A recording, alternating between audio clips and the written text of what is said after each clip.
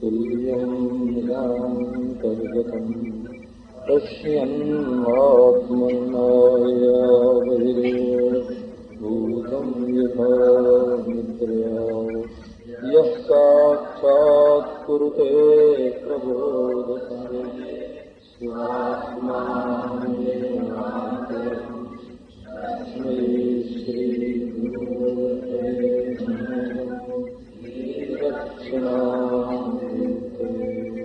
जन्माद्यस्य यतोऽन्वयादितरतश्चार्थे स्वभिज्ञः स्वराट् तेने ब्रह्महृदाजयादिकवये मुह्यन्ति यत्सूरयः तेजो वारिमृदां यथा विनिमयो यत्र त्रिसर्गो मृषा धाम्ना स्वेन सदा निरस्तकुहकम् सत्यं परं धीमहि। ओम शांति शांति शांति। एक प्रश्न ये है कि राजा परीक्षित मृत्यु से डर गए और मृत्यु के डर से उनको वैराग्य हुआ और मृत्यु के डर से ही उन्होंने श्रीमद् भागवत कथा का श्रवण किया। पर श्रीमद् भागवत के अंतरंग में घुसने पर ये बात नहीं मालूम होती। मृत्यु का डर लगता है और यदि मृत्यु के डर से मनुष्य के मन में वैराग्य आवे, भगवान की भक्ति आवे, अंतर्मुखता आवे, तो उसको सौभाग्य की ही बात समझना चाहिए। किसी भी निमित्त से मनुष्य यदि सन्मार्ग पर चले तो उसके लिए कल्याण की ही बात है। परंतु परीक्षित के जीवन में बिल्कुल इससे विलक्षण बात देखने में आती है। तो पहले मृत्यु के संबंध में एक दो बात आपको सुना। मैंने भी बचपन में सुना था कि मेरी मृत्यु जल्दी हो जाएगी। ज्योतिषियों ने कुंडली देख के बता दिया था कि केवल 19 वर्ष की आयु है। हमारे पितामह भी बड़े ज्योतिषी थे, पिता भी बड़े ज्योतिषी थे, ज्योतिष का व्यापार ही होता था अपने घर में। उन लोगों के मन में भी ये बात बैठ गई थी कि बालक की आयु बहुत थोड़ी है, तो जल्दी से विवाह हुआ कि बच्चा हो जाए, कम से कम दूसरा कोई था नहीं। और जब बात मेरी समझ में आ गई तो मैंने महात्माओं के पास जाना प्रारंभ किया। ऐसा ख्याल था कि कोई महात्मा ऐसा मिलेगा जो हमको मृत्यु से बचा देगा। अभी हमारे पास कई नमूने इस बात के हैं। हमारे काशी में एक महात्मा गुलाब चंद जी थे, अघोरी थे बिल्कुल। बस जितनी देर मैं उनके पास रहता था उतनी देर तक वो शराब नहीं पीते थे। आप लोग बुरा मत मानना। वहाँ कीनाराम पंथ है, एक कीनाराम पंथ काशी के आसपास, उसमें ऐसे साधु होते हैं अघोरी जो सब कुछ खाते पीते हैं। सब कुछ का मतलब आप ऐसा समझ लेना कि जो चीज कोई नहीं खाता। तो बड़े सिद्ध थे वे। उनके बारे में अभी एक नमूना उसका विद्यमान है। एक मुसलमान था बालक, उनके पास आता जाता था। एक दिन उसकी मृत्यु हो गई। उसके घर वालों ने उसको कब्र में गाड़ दिया और महाराज कहीं दूसरी जगह गए। वो जब घूम के आए, एक दिन बाद आए, बोले अरे राम राम राम, तुम लोगों ने उसको जिंदा ही गाड़ दिया, वो तो अभी मरा ही नहीं है, ऐसे बोले। और मुसलमान की कब्र हो खुदवा दी और उसके बाद वो जिंदा निकल आया। तो जिंदा निकलने के बाद 25 वर्ष तक तो महात्मा जी जिंदा रहे, तो उनकी सेवा करता रहा। घर छोड़ दिया, पत्नी छोड़ दी, पिता छोड़ दिया, माँ छोड़ दी। और अब जब उनकी मृत्यु हो गई तो उनके आश्रम को वही संभालता है जो कब्र में से निकला हुआ बालक है। तो ये उन्हीं दिनों की बात है। एक हमारे भक्त हैं गिरजानंदन, उनका नाम है, जबलपुर में रहते हैं। वेदांत का अच्छा तगड़ा अभ्यास है उसका। वही कभी कभी रजनीश जी से भिड़ जाते हैं तो आचार्य रजनीश से भिड़ जाते हैं। मैं अभी बहुत समझा के आया कि तुम्हें भिड़ा भी मत किया करो। इसमें हमारा नाम जुड़ता है। तो भिड़ा भिड़ी ज्यादा मत किया करो। तो उनकी मृत्यु हो गई थी और 3-4 बरस के थे तो ले जाके घर वालों ने गाड़ दिया था उनको, गाड़ दिया था कब्र में। बच्चे होते हैं ना तो उनको फूंकते नहीं है, जलाते नहीं है, उधर गांव में गाड़ देते हैं। इतने में वो धोनी वाले दादाजी, उधर धोनी वाले दादाजी रहते थे। उन्होंने कहा अरे जिंदे को गाड़ दिया, जिंदे को गाड़ दिया, जिंदे को गाड़ दिया। खोद के निकलवाया तो फिर वो जिंदा हो गए और अभी ईश्वर कृपा से दादा की उम्र तो होगी उनकी 2-4 बरस बड़े होंगे और वेदांत का बड़ा तगड़ा विद्वान। तो तब से अब तक हमारे 26 बरस से हमारे वक्त। तो कहने का अभिप्राय ये है कि मृत्यु से, ये चमत्कार आपको इसलिए सुनाया कि जो तपस्वी शक्तिशाली महापुरुष होते हैं उनके संकल्प में बड़ी शक्ति होती है। चाहे तो सारी सभा को सुना दें, चाहे तो सारी सभा को जगा दें, बड़ी शक्ति होती है। तो मेरे मन में ये वासना थी कि मैं भी किसी महात्मा के पास पहुंच जाऊंगा तो मैं मरूंगा नहीं, जिंदा रह जाऊंगा। सब तिथि मिति सब निश्चित हो गई थी मरने की। एक महात्मा से मैंने अपने दिल का दुख बताया तो उन्होंने कहा कि देखो हमारे पास ये शक्ति तो नहीं है कि हम मृत्यु से बचा लें, और मैं तुमको भी यही सलाह देता हूं कि मृत्यु से बचने के लिए किसी महात्मा के पास मत जाओ। हम तुम्हें ऐसी स्थिति में कर देते हैं कि मृत्यु से तुमको डर न लगे। इसका उपाय हमारे पास है कि मृत्यु से तुम निर्भय हो जाओ। और उन महात्मा ने ये बताया कि मृत्यु से डरने की अपेक्षा और मृत्यु से बचने की अपेक्षा मृत्यु से निर्भय होना श्रेष्ठ है। ये हमको उन्होंने समझाया कि मृत्यु से बचने की अपेक्षा मृत्यु से निर्भय होना श्रेष्ठ है, क्योंकि ये एक जीवन का ऐसा ठोस सत्य है कि कभी न कभी तो इसका मुकाबला करना ही पड़ेगा। बचपन से ही इसका अभ्यास कर लो अच्छा कि हम मृत्यु का मुकाबला कर सकें। आपको देखो कोई गंभीर बात नहीं सुना रहा हूं, बहुत हल्की फुल्की बात इसके संबंध में सुना रहा हूं। आप आगे मृत्यु होगी हमारी अगर ये कल्पना करते हैं तो अपने वर्तमान को नष्ट करते हैं कि नहीं करते हैं? कभी इधर ध्यान आपका गया? अच्छा कोई मर गया, इस बात को लेकर यदि आप इस समय रोते हैं तो अपने वर्तमान को नष्ट करते हैं कि नहीं करते हैं? यदि भूत में मरे हुए, बिछड़े हुए, खोए हुए पदार्थ को लेकर आप इस समय दुखी होते हैं तो आपका ये समय व्यर्थ चला जाता है। और यदि आगे आने वाले दुख के लिए आप इस समय इतने चिंतित और फिक्रमंद हो जाते हैं कि इस समय हमें क्या करना चाहिए ये भूल जाते हैं, तो आप वर्तमान को नष्ट कर देते हैं। अच्छा, तो ये बात मैंने दुख के, मृत्यु के बारे में आपको सुनाई। अब थोड़ा इससे और आगे की, जरा सी आगे की बात सुनो।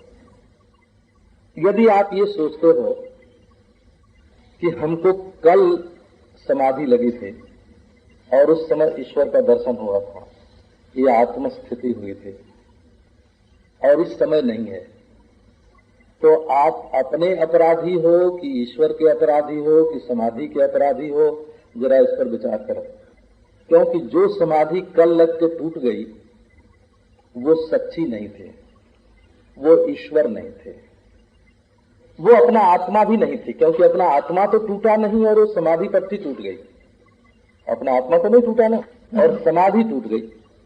कल जो ईश्वर मिला था वो मिल के चला गया, उसका मिलना काल से बाधित हो गया। हाय रे, तो वो ईश्वर जो कल मिला था और आज लापता हो गया। और अगर आप ये सोचते हैं कि हम जब गोलोक में, वैकुंठ में पहुंचेंगे तभी ईश्वर मिलेगा, तो यहाँ वाले ईश्वर के प्रति क्या आप न्याय कर रहे हैं? ध्यान दो, आप यदि ये सोचते हो कि 2 दिन बाद हमको ईश्वर मिलेगा, तो आज वाले ईश्वर के प्रति क्या आप न्याय कर रहे हो? आज वाले ईश्वर का तिरस्कार हो रहा है कल वाले ईश्वर के बारे में सोचने से, और यहाँ वाले ईश्वर का तिरस्कार हो रहा है ईश्वर को दूर सोचने से। इसलिए ईश्वर के साथ न्याय तभी होगा जब आप इसी समय, हम ये नहीं कहते हैं कि उस समय ईश्वर नहीं था, समाधि में भी ईश्वर था, और आप वैकुंठ में जाएंगे तो वहां भी आपको ईश्वर मिलेगा। हम ये कहते हैं कि जब आपके सामने नर्मदेश्वर होता है तब ईश्वर मानते हैं, और सालग्राम होता है तो नहीं मानते हैं, और सालग्राम होता है तो ईश्वर मानते हैं, नर्मदेश्वर होता है तो नहीं मानते हैं। ये ईश्वर के साथ न्याय नहीं है। असल में ईश्वर के साथ हम न्याय तब करते हैं कि हमारे इसी क्षण में, वर्तमान में ही, और इसी स्थान में ही, और इसी अनुभूति में ही, अनुभूति का जो स्वरूप इस समय है। कल रात में एक सज्जन आए थे, उनसे बहुत बात हुई इसके बारे में, उसका संस्कार है। तो इसका अर्थ है कि हम बिल्कुल, यदि काल चलता है तो हम ईश्वर को देखते हुए चल रहे हैं। यदि हम स्थान में चलते हैं, देश में यदि हम चलते हैं तो ईश्वर को देखते हुए चल रहे हैं, और यदि काल चल रहा है तो प्रत्येक परिवर्तन ही ईश्वर का रूप है, और यदि वस्तुएं हमारे सामने बहती जा रही हैं तो वो सब ईश्वर का ही रूप है। आप सोचो कि हम गंगा जी के किनारे बैठे हैं और बूंद बूंद, लहर लहर, धारा बेग बेग बहता जा रहा है।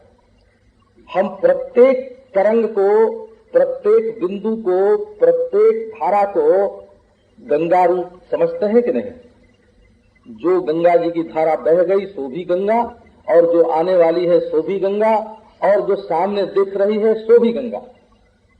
इसी प्रकार ईश्वर रूप गंगा में हमको एक महात्मा ने, जिनको गंगा जी का प्रत्यक्ष दर्शन हुआ था, ये बात सुनाई, गंगा गंगा गंगा।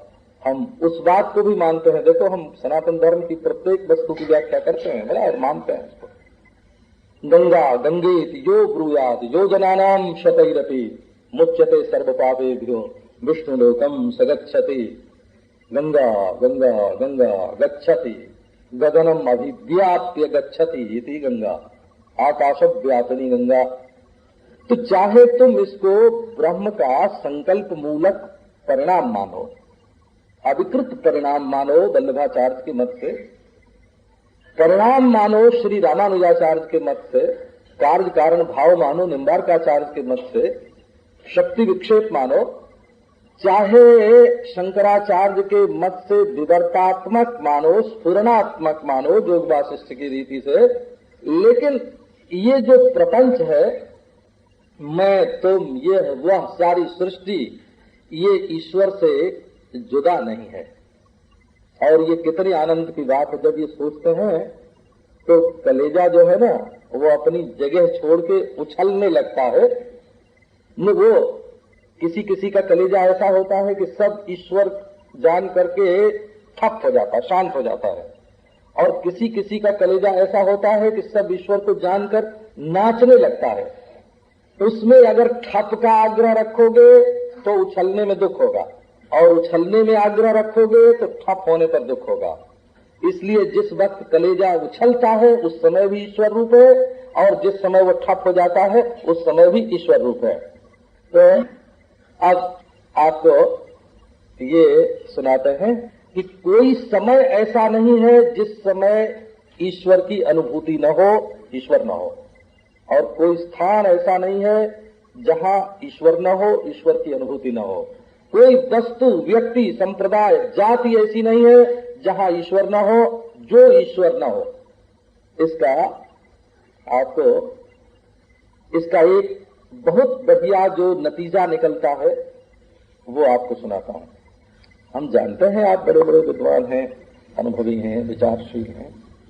जब हम ईश्वर को सर्वात्मक मानते हैं, और सर्वात्मक ही नहीं सर्वातीत भी मानते हैं, ये नहीं सर्व के घेरे में नहीं लेना। जब हम ईश्वर को नित्य मानते हैं तो केवल काल का सहयोगी मानते हैं, बोला काल में ही तो नित्यता होती है, जहां काल नहीं है वहां भी ईश्वर है।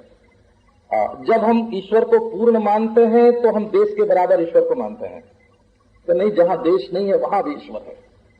जब हम सर्वरूप ईश्वर को कार्य कारणात्मक मानते हैं तो कार्य कारण के बराबर ईश्वर को मानते हैं, कि नहीं, जहां कार्य कारण नहीं है वहां भी ईश्वर है, जो कार्य कारण नहीं है वो भी ईश्वर है। लेकिन इसका एक नतीजा बड़ा विलक्षण है, वो ये है कि यदि लक्ष्य हमारा सर्व है, माने जो हमारा लक्ष्य है वो सर्व है, तो उसका लक्षण भी सर्व होगा, उसका साधन भी सर्व होगा। आप इस नियम को अपने ध्यान में लाइए। इसलिए हिंदू, मुसलमान, पारसी, सिख, जैन, ईसाई, यहूद सबके सीने में धड़कता एक सा है दिल मेरा। इसलिए धर्म भी साधन है, योग भी साधन है, उपासना भी साधन है, वेदांत भी साधन है, तंत्र भी साधन है। बोला हाँ, तंत्र भी साधन है, मंत्र भी साधन है, यंत्र भी साधन है, सेवा भी साधन है, समाधि भी साधन है।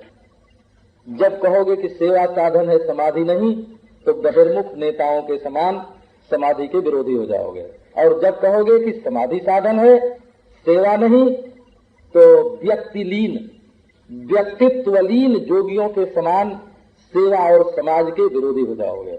अंधन तमः प्रविशन्ति ये संभूतिम उपासते। अंधन तमः में प्रवेश होगा, चाहे इधर भटको चाहे उधर भटको। तो जब हमारा प्राप्तव्य ही सर्व है, तो जहां जहां चलो सोई परिक्रमा, जो जो करो सो पूजा। तो ये इसीलिए सब आचार ठीक हैं, सब साधन ठीक हैं, सब संप्रदाय ठीक हैं, जहां तक एक एक अंश को लेकर के प्रवृत्त हुए हैं। और जहां तक पूर्ण की स्थिति है वहां सब गलत है। मन एक ऐसी दृष्टि है जिसमें सब गलत है, और एक ऐसी दृष्टि है जिसमें सब सही है। और दृष्टि एक ही है, असल में सही गलत का भेद ही गलत है। तो नारायण, अब राजा परीक्षित को, हमको तो ये सुनाना था, ये तो आपको भूमिका सुनाई, थोड़ी थोड़ी भूमिका ठीक रहती है। राजा परीक्षित मृत्यु से डरते ही नहीं है बिल्कुल। ये बात श्रीमद् भागवत में आदि और अंत दोनों में है। उन्होंने कल सुनाया था, प्रारंभ में कहा कुहकस तक्षको वा दशत्वलम गायत विष्णु गाथा। चाहे मृत्यु प्रकट होकर आवे और चाहे मृत्यु छिप कर पांव दबा कर आवे। कुहका, कुहका माने कपट रूप से आवे, कुहक का अर्थ है कपटी। तो छिप के मृत्यु आवे, पता न चले, इतना पांव दबा के मृत्यु चलती है कि आपको अगर घड़ी न हो तो समय का पता ही न चले। ये जो सेकंड सेकंड है, क्षण क्षण, ये क्या है? ये मृत्यु के पाद विन्यास हैं। अच्छा, क्षण क्षण, ये कण कण क्या है? कि मृत्यु के पाद विन्यास हैं। मृत्यु भी कोई दूसरा नहीं होता, मृत्यु भी ईश्वर का ही एक रूप है, वो भी ध्यान में रखें। आप गीता पढ़ते हैं ना, मृत्यु सर्वहरश्चाहम, सर्वहर मृत्यु मैं ही हूँ, कालोस्मि लोक क्षयकृत प्रवृद्धा, अमृतं चैव मृत्युश्च सदसच्चाहम अर्जुन। अमृत भी मैं हूँ और मृत्यु भी मैं हूँ। तो अमृत भी भगवान का स्वरूप है, मृत्यु भी भगवान का स्वरूप है। तो यदि पहचान जाओगे तब तो मालूम पड़ेगा कि मृत्यु का स्वांग धारण करके हमारे प्यारे प्रभु आ रहे हैं, यदि पहचान लो तो। और ये क्षण क्षण जो पाद विन्यास है, ये प्रत्येक शब्द भगवान के चरणों के नूपुर की ध्वनि है, वही रुंझुन रुंझुन करते हुए आ रहे हैं। ये प्रत्येक पृथकता जो सृष्टि में देखने में आती है, ये उनका वस्त्राभूषण है, उनका श्रृंगार है, उनका स्वांग है। अनेक रूप में जो प्रकट होते हैं, ये उनका स्वांग है, नाट्य है, अभिनय। तो नहीं डरूंगा। महाराष्ट्र के एक संत ने कहा ना, देख, महाराष्ट्र के एक संत ने कहा, भले बने हो लंबक नाथ। जब भूत का रूप धारण करके भगवान उनके सामने आए, बड़े भारी लंबे भूत, जोजन भर भर हाथ, तो बोले कि भले बने हो लंबक नाथ, आज तो बहुत लंबे बन गए हो। एक भक्त ने कहा, देख मृत्यु का रूप धरे मैं नहीं डरूंगा तुमसे नाथ, वह पद ध्वनि मेरी पहचानी, उनके चरणों की ध्वनि को मैं पहचानता हूँ। एक सेकंड बोलते हैं ना, सेकंड, जैसे क्षण शब्द है, क्षण शब्द में क्या है? स है, क है और न है। क्षण शब्द में 3 अक्षर हैं, स, क, न। हाँ, और क को पहले रख दिया ना, सेकंड जैसे है, और स जो है, स और क दोनों एक में मिल गए तो क्ष हो गया। क ख संजोगे क्ष, क और स दोनों के मिलने से क्ष अक्षर बनता है। तो क्षण ही सेकंड है। और ये सेकंड जो है, ये असल में जैसे कोई जीभ लपलपा रहा हो, श्रृक्किणी है, श्रृक्किणी नारायण। तो राजा परीक्षित ने कहा कि चाहे मृत्यु प्रत्यक्ष आवे चाहे गुप्त आवे, हमको इसकी परवाह नहीं। अलम गायत विष्णु गाथा, भगवान की गाथा का गान करो। माने हम वर्तमान में ही भगवान के नाम, भगवान के रूप, भगवान के चरित्र, भगवान के गुणानुवाद के अमृत सागर में डूब जाएं। बह रहा है भगवान, फैल रहा है भगवान, बन रहा है भगवान, यही ना। अच्छा, अंत में क्या कहा राजा परीक्षित ने? ये आपको हम यदि कभी कोई आक्षेप आपके सामने करे कि राजा परीक्षित तो कि मृत्यु के भय से भयभीत होकर अध्यात्म मार्ग में चले गए, ये तो डरने वाले लोग आध्यात्मिक मार्ग में जाते हैं, भक्ति के मार्ग में जाते हैं, जो लोग मृत्यु से डरते हैं। तो नहीं, आप देखो, आप समझ जाएंगे, ऐसी संस्कृत है। भगवन तक्षकादिभ्यो मृत्युभ्यो न विभेम्य हम, ये परीक्षित का वचन। भगवन तक्षकादिभ्यो मृत्युभ्यो न विभेम्य।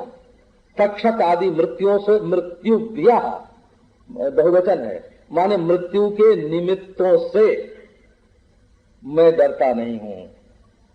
डर करके मैं भगवान की चर्चा नहीं सुनता हूं। भगवान की चर्चा प्रिय है, भगवान की चर्चा यथार्थ है, भगवान की चर्चा ज्ञान है। ये चर्चा शब्द उर्दू में जाने पर पुंलिंग हो गया है, और संस्कृत भाषा में ये स्त्रीलिंग में हो। उर्दू में चर्चा बोलते हैं, चर्चा, और पुंलिंग में बोलते हैं। तो आओ भगवान की चर्चा करें। अब दूसरा स्कंध जब आता है, पहले स्कंध के बाद, और परीक्षित कहते हैं कि बस भगवान भगवान भगवान भगवान की चर्चा। तो दूसरे स्कंध में बहुत विलक्षण ढंग से 3 बात समझाई जाती है। एक तो भगवान का तत्व ध्यान कैसे करना, ध्यान कैसे करना भगवान का, पहली बात है ध्यान। दूसरी बात है हृदय की निर्मलता, और तीसरी बात है विचार की पराकाष्ठा, मनन। ये 3 बात है। ध्यान करना, हृदय को निर्मल बनाना, और भगवान के संबंध में ही विचार करना। तो पहले 2 अध्यायों में ध्यान का प्रसंग है दूसरे स्कंध में, और 2 अध्यायों में श्रोता और वक्ता के हृदय की निर्मलता है। एक में श्रोता की और एक में वक्ता के। और 6 अध्यायों में मनन है। तो मनन में एक अध्याय में जगत की उत्पत्ति का प्रसंग है, एक अध्याय में जीव की उत्पत्ति का प्रसंग है, एक अध्याय में भगवान के अवतार का प्रसंग है। 3 अध्याय, और 3 अध्याय में ब्रह्म निरूपण का प्रसंग है। ऐसे भागवत के दूसरे अध्याय में आप लोग कभी बाँचते मत जाना हो, उसको समझना पड़ता है। हमारे पास एक BA पास बालक आया, कॉलेज छोड़ के, बोले महाराज हमको वेदांत सिखा दो। तो मैंने कहा कुछ संस्कार है तुम्हारे मन में? तो बोले कि नहीं, अभी तक तो नहीं है। तो नहीं है तो थोड़ा पढ़ के हमसे बातचीत करो तो समझ में आएगी, अब बिना पढ़े लिखे बातचीत करोगे तो समझ में नहीं आएगी, तो तुम पंचदशी पढ़ लो। उसने कहा महाराज पुस्तकालय में, तो पुस्तकालय में से वो अच्युत मुनि जी महाराज ने जो रामावतार शर्मा से पंचदशी लिखवाई है, वो पुस्तकालय में मिल गई, ले आया, और 2 दिन में पूरी पंचदशी पढ़ के, और तीसरे दिन मेरे सामने आके बोला कि मैंने पंचदशी पढ़ ली और समझ गया। और मैंने कहा कि भाई हम लोगों को तो 2-2, 4-4 बरस लगे हैं पंचदशी पढ़ने में, और तुमने 2 दिन में ही समझ लिया है? बड़ी विशाल बुद्धि है तुम्हारी। तो ऐसे भागवत को भी ऐसे नहीं पढ़ना, उस पर विचार करना पड़ता है। श्रोतव्यः कीर्तितव्यश्च ध्येयः पूज्यश्च नित्यदा तस्मात् भारत सर्वात्मा भगवान हरिरीश्वरः। सुखदेव जी महाराज ने कहा कि राजा परीक्षित, भगवान के बारे में श्रवण करो, श्रोतव्यः। आज आप जब कहते हो कि श्रवण की आवश्यकता नहीं है, तो मालूम होता है कि जिस दिन आप पैदा हुए थे उस दिन आपको समग्र शास्त्र का ज्ञान था, अरे ये सब सुन सुन के ही भरा है। राग भरा है हृदय में सुन के, द्वेष भरा है हृदय में सुन के, दोनों की निवृत्ति उत्तम होती है। वैराग्य ये भी भरा है आपके चित्त में सुन के, समाधि श्रेष्ठ होती है ये भी भरा है सुन के, आत्मा परमात्मा का स्वरूप है ये भी आपके जीवन में आया है सुन के। आपकी वासनाओं का विस्तार कितना है? नारायण, आप कभी ध्यान देना। एक होती है कर्म वासना जिससे इस शरीर की उत्पत्ति होती है, एक होती है पूर्वानुभव वासना जिससे अमुक करने पर, ऐसा करने पर, स्तन मुंह में आने पर जब हम होठ से खींचेंगे तब दूध आएगा। कर्म वासना से शरीर की आकृति होती है और पूर्वानुभव वासना से माता के स्तन में से दूध खींचा जाता है। और अविद्या वासना से ये मेरी माँ है और ये मेरा बेटा है और ये मेरा बाप है और ये मेरा घर है, ये होता है। एक अविद्या वासना होती है, अविद्या माने मूर्खता। एक अविद्या वासना होती है, एक पूर्वानुभव वासना होती है, एक कर्म वासना होती है। प्रारब्ध से शरीर मिलता है। नारायण, तो जब तक आप परमार्थ के बारे में, ईश्वर के बारे में, समाधि के बारे में, वैराग्य के बारे में ठीक ठीक श्रवण नहीं करोगे, चाहे आप आज के महात्मा जैसे बोलते हैं उस बोली में समझो, चाहे पुराने महात्मा जैसे बोलते थे उस बोली में समझो, पर अतीन्द्रिय जो पदार्थ है, अतीन्द्रिय इंद्रियातीत जो पदार्थ है वो बिना श्रवण के आपके जीवन में प्रवेश नहीं करेगा। आप जो स्मरण करते हैं कि हम जब समाधि में थे तब ऐसी शांति थी, और इस समय स्मरण करते हैं, स्मृति का नाम ज्ञान नहीं होता, स्मृति का नाम प्रमाण नहीं होता, स्मृति का नाम प्रत्यक्ष नहीं होता। नारायण, तो ये जिसका स्मरण होता है, ऐसे कहो कि इस समय हमारे चित्त में भगवान का दर्शन हो रहा है। वेदांतियों में बहुत विलक्षण तो साधना की प्रक्रिया एक कि अवस्था तो हो जागृत और वृत्ति को सुषुप्ति, वृत्ति का विषय सुषुप्ति को बनाओ, बैठे रहो, जागते रहो और ध्यान करो सुषुप्ति में क्या था, सुषुप्ति का ध्यान करो। इससे क्या होगा, कैसे सारा नाम रूप बह जाएगा। तो श्रीमद् भागवत में पहला ध्यान जो बताया हुआ है, ब्रह्मा जी ने जो ध्यान किया था, माने जब सृष्टि के प्रारंभ में नारायण की नाभि से कमल और कमल से ब्रह्मा की उत्पत्ति हुई, लोगों को मालूम पड़ेगा कि ये भी कोई मैथोलॉजी है। हाँ मैथोलॉजी हमको लोगों ने बताया था, बचपन में हमने सुना था कि विदेशी लोग जो है वो हमारे पुराणों को मैथोलॉजी बोलते हैं। तो अब उसका अर्थ क्या है वो तो हमको मालूम नहीं, लेकिन हम उसको मिथ्या शब्द से मिला करके उसका अर्थ समझते थे, है ना, अपने मिथ्या शब्द से उसका अर्थ मिलाते थे। ऐसा ये नहीं कि हम भी जन्म से इस बात को समझते हैं, सो बात नहीं। जब बड़े हुए महात्माओं में गए तो उन्होंने ये बात समझाई कि अच्छा ये नारायण की नाभि, उसमें कमल, उसमें ब्रह्मा, ये क्या समझा तुमने? मैंने कहा महाराज हमने सुख सागर में देखा है, उसमें एक तस्वीर बनी हुई है, शेष सज्जा पर नारायण लेटे हुए हैं, लक्ष्मी पांव दबा रही हैं, नाभि से कमल निकला और कमल पर ब्रह्मा चतुर्मुख पैदा हुए, ऐसे। तो उन्होंने कहा ये कभी तुमने ध्यान किया कि ये नारायण की नाभि कितनी बड़ी है? और ये भागवत में यही है, दूसरे स्कंद में ये बात है, ये कभी ध्यान किया? बोले नभयो नाभि, आकाश है नाभि, तब पेट कितना बड़ा होगा नारायण का, है? ऐसा सोचो कि जब आकाश जिसमें वायु चलती है, जिसमें अंधकार और प्रकाश आते हैं, जिसमें असंख्य ज्योतिर्गण, सारा भूगोल और खगोल, जिसमें एक बूंद के बराबर भी नहीं है, वो आकाश नारायण की नाभि है, तो नारायण कितने बड़े, फिर शेष कितने बड़े, जिसकी गोद में नारायण सोते हैं।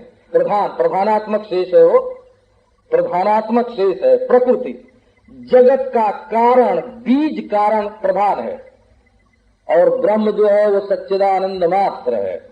सच्चिदानंद घन ब्रह्म में जगत बीज रूप प्रधान और बीज में अंतर्यामी नारायण, नारायण की नाभि, नाभि में ब्रह्मा और 14 भुवन के साथ मालूम पड़ता है कि नाभि में अब डूब गए, अब डूब गए।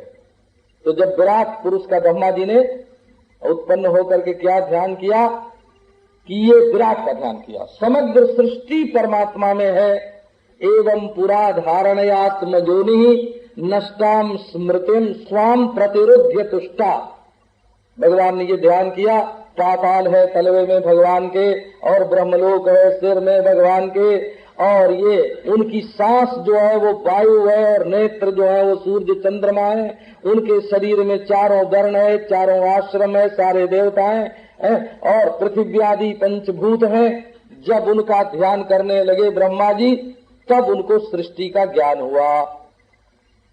तो बोले भाई ये ध्यान, ये रागत द्वेष से ध्यान नहीं होगा, इसी से अंतःकरण शुद्धि होती है। इसको तत्व ध्यान बोलते हैं।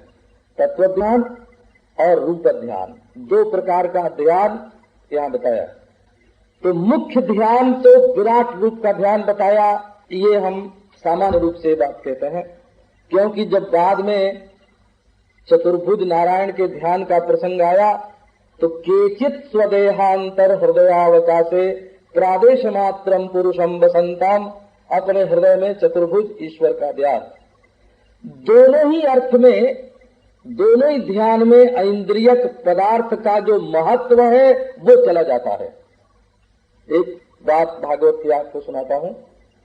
क्रम मुक्ति और सद्यो मुक्ति दोनों मुक्तियों का वर्णन है। ये भागवत धर्म है ही है। बोला भागवत धर्म का मुख्य रूप यही है कि सब परमात्मा, सब में परमात्मा, सबसे परे परमात्मा, आत्मा से बाहर परमात्मा, आत्मा परमात्मा, ये और सर्व वैष्णव सिद्धांत संप्रतिपन्न ये सिद्धांत है। इस बात को कि ये जगत ईश्वर का रूप है, इस बात को शैव, शाक्त, वैष्णव, गाणपत्य, सौर, रामानुज, निम्बार्क, वल्लभ, मध्व, चैतन्य महाप्रभु सब मानते हैं कि अहम और इदम, ये दोनों, इसमें कोई मतभेद ही नहीं है। हम मतभेद की चर्चा करेंगे तो दोनों के मत को बिल्कुल अलग अलग, हम सबके मत को अलग अलग रख सकते हैं, परंतु भेद की चर्चा तो बहुत हो गई कि इन लोगों के मतों में भेद क्या है। अभेद की चर्चा भी तो कभी कभी करनी चाहिए ना, जिससे समन्वय हो। केवल भेद की चर्चा से, देखो हम दो मनुष्य अलग अलग हैं, ये तो हम दोनों मानते हैं, जानते हैं कि हम अलग तुम अलग, परंतु इसकी भी तो चर्चा हो कि हम दोनों की नाक सामने है, दोनों की आंख एक सरीखी है, दोनों के हाथ एक सरीखे हैं, दोनों का दिल दिमाग एक सरीखा है, दोनों की वासनाएं एक सरीखी हैं। जरा जो मिलान है उसको भी तो देखो, तब मालूम पड़ेगा कि हम दोनों कितने निकट हैं। उद्देश्य हमारा एक, साधन हमारा एक, सकल सूरत हमारी एक, वासना हमारी एक सरीखी। ये तब मालूम पड़ेगा जब हम मेल मिलाप की दृष्टि से इस बात पर विचार करेंगे। केवल अलगाव अलगाव देखना, विश्लेषण ही विश्लेषण नहीं, केवल विवेक ही विवेक नहीं, जो दोनों में एकत्व है तो भी तो देखना चाहिए ना। अद्भुत लीला बताई। तो ये भागवत धर्म तत्व समन्वया, ये ब्रह्म सूत्र का जो मुख्य सिद्धांत है। अथातो ब्रह्म जिज्ञासा जन्माद्यस्य जतः शास्त्र जोरित्वात् तत्व समन्वया। अब देखो वैसे रामानुज, शंकर और वल्लभ में मतभेद है, पर वेद को सब प्रमाण मानते हैं। एकता है कि नहीं है? एकता है कि नहीं है? प्रमाण के संबंध में सब एक मत। अच्छा बोले आत्मा को देह से अतिरिक्त सब मानते हैं कि नहीं मानते हैं? सब आत्मा को देह से अतिरिक्त मानते हैं। तो ये सारी सृष्टि ईश्वर से ही बनी है, ये बात सब मानते हैं कि नहीं मानते हैं? तो जब हम मतभेद देखते हैं तो लड़ाई होती है, और एकता देखते हैं तो राग द्वेष का राहित्य हो करके एक समत्व अपने हृदय में आता है, और इसी से हृदय का प्रसाद होता है। तो एक अभी भागवत में इस साधक का वर्णन है। आसन पर बैठ गए, एड़ी से मूल स्थान को दबाया और प्राण वायु को क्रम क्रम से मूलाधार में, फिर स्वाधिष्ठान में, मणिपूरक में, अनाहत में, विशुद्ध में, आज्ञा चक्र में ले आया। अब उसके बाद ये वर्णन है कि यदि मुक्त होना हो तब तो यही छोड़ दो, और यदि सैर करना हो तो सहैव गच्छेद मनसेन्द्रियैश्च, मन और इंद्रियों को छोड़ना नहीं चाहिए, उनको भी अपने साथ शरीर से निकालना चाहिए। और फिर कहाँ पहुंचेंगे तो वर्णन किया कि इन इन लोकों में हो करके ब्रह्मलोक में पहुंचेंगे। ब्रह्मलोक माने सूक्ष्म समष्टि, वहां ईश्वर हिरण्यगर्भ के रूप में बिल्कुल प्रत्यक्ष रहता है। हमको ये वर्णन नहीं करना है, हमको तो उसमें जो एक विशेष बात कही गई है उसका वर्णन करना है। तो ब्रह्मलोक में पहुंच जाने पर कभी शांति भी होती है, कभी विक्षेप भी होता है। वहां दुख नहीं है, बुढ़ापा नहीं है, उद्वेग नहीं है। ये बात भागवत में आई। बुढ़ापा भी तो एक बड़ा भारी दुख है। तो अरे बुढ़ापा तोरे मारे हम तो अब न कियाए गए। तो सुना होगा आपने, मैंने हिंदी में बहुत प्रसिद्ध है, अरे बुढ़ापा तोरे मारे हम तो अब न कियाए गए। न कियाए गए ये खास ठेठ देहाती बोली है। अब नाक तक पहुंच गया है, जैसे कहीं डूब रहे हो और नाक तक पानी पहुंच गया तो बस अब गए, तो उद्विग्न हो गए हैं, घबरा गए हैं।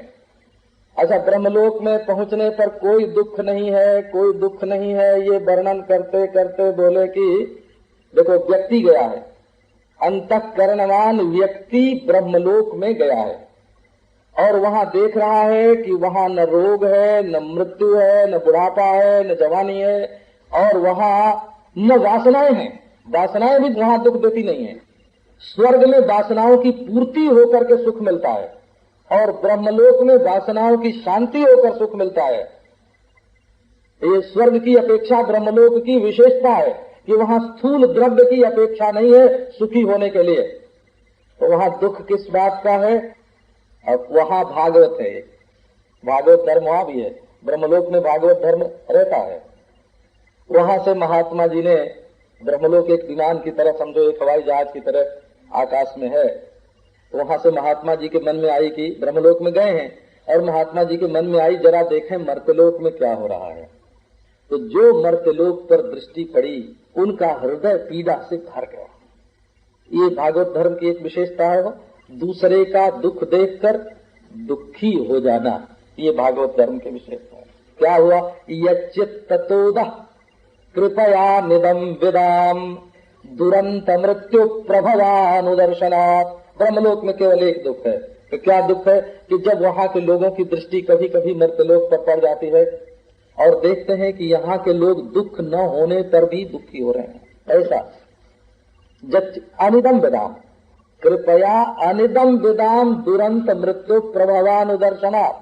वो नहीं जानते हैं कि वास्तव में आत्मा का जन्म और मरण नहीं है और अपने अजन्मा और अमर आत्मा को न जानने के कारण दुरंत मृत्यु और जन्म के चक्र में जैसे कोई सपने में दुखी हो रहा हो, जैसे कोई मनोराज्य से दुखी हो रहा हो, ऐसे संसार के प्राणी वस्तुतः दुख न होने पर भी दुखी हो रहे हैं, वस्तुतः मृत्यु न होने पर भी मृत्यु का अनुभव कर रहे हैं, वस्तुतः जरा और रोग न होने पर भी अपने को जरा वाला, बुढ़ापा वाला और रोग वाला मान रहे हैं। ये बात जब महात्मा ने ब्रह्मलोक में देखा, ब्रह्मलोक से देखा कि मर्त्यलोक के प्राणी बिना किसी दुख के ही दुखी हो रहे हैं।